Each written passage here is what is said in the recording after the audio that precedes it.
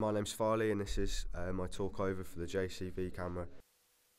On the back we've got a battery pack. It's located on the back. There's a button on the top there. On and off switch.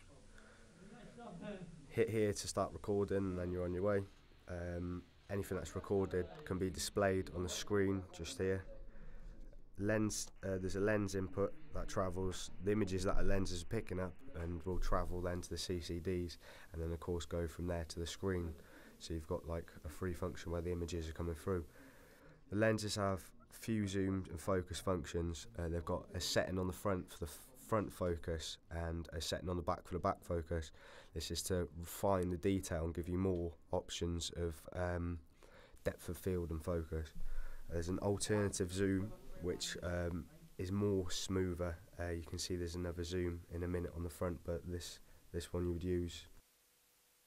Alternative zoom here to give a good control of the zoom. When you're holding the camcorder, it's easy to control this. You'll get a nice smooth zoom going through the camera. It's an example that we did of the zoom. On different lenses you'll see that you'll have a different response to the zoom. Others have got a further zoom to give you more of a depth of field and vice versa. When you zoom into a subject you'll see that there's more background, but the closer you get to your subject will like decrease the space behind the subject. And this is an example that we did on a penny. This is the focus. And if you can see, depending on where you want your focus from the camera, it gives you a completely different effect. You can see when you focus into the penny, the background is blurred, and if you fiddle about with it more, you will create a depth of field by just using that. This is a shutter speed. Shutter speed is basically how fast the light travels through the lens of the camera. There's a setting where you can determine how much light you want coming in the camera, which will determine how fast the image is going. For example, if you put the settings up, then you'll get kind of like a blurry effect from the shutter speed. Overexposure are terms when there's too much light is exposed in the image. This can be seen when the whites appear too bright. The problem is when you overexpose an image, it can be quite a good effect. But when an image is overexposed too much, things like the detail and colours of the image will be lost, and unfortunately you can't mend this in the secondary part like you're editing.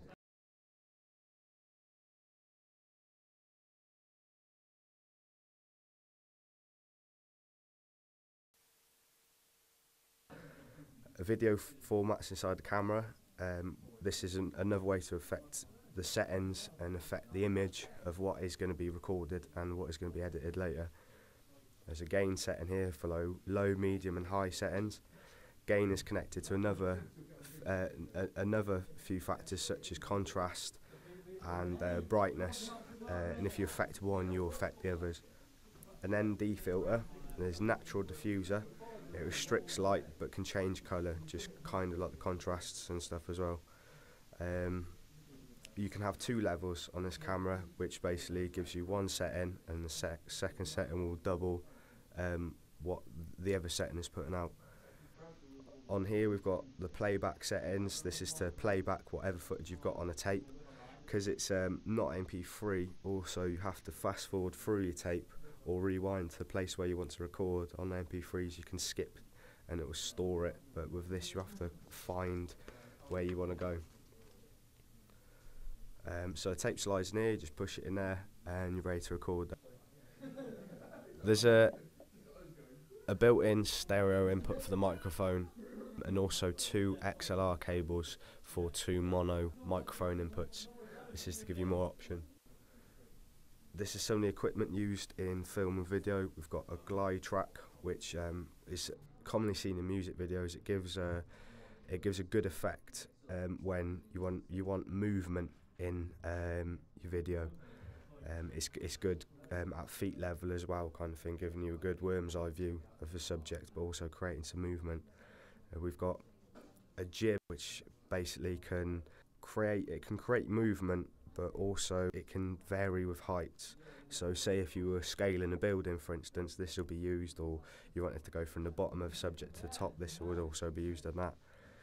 A contra zoom is basically when you combine the movement of a track with the zooms on your camera, and contra zoom is basically connecting the two together. It gives a surreal effect because you're shrinking the background and increasing your subject pretty much instantly.